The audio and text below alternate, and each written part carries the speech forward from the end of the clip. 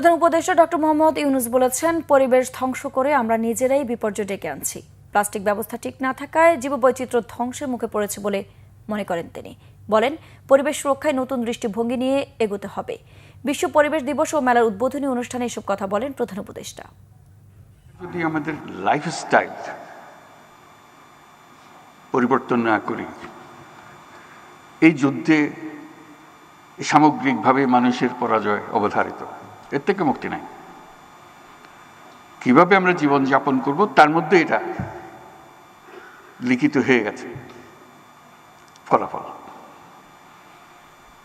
প্লাস্টিকও আমরা ছাড়বো না, ধ্বংস আমাদেরকে ছাড়বে না। এই পথ থেকে আমরা কিভাবে বের হব সেটাই হলো এখন আজকের দিনের বিবেচ্য আলোচ্য বিষয়। কোনো কোনো নদীর নিচে তলদেশে 7-8 ফুট প্লাস্টিকের আস্তরণ পড়ে গেছে ইতিমধ্যেই। এটা শুধু উদ্বেগজনক নয়, এটা ভয়ঙ্কর।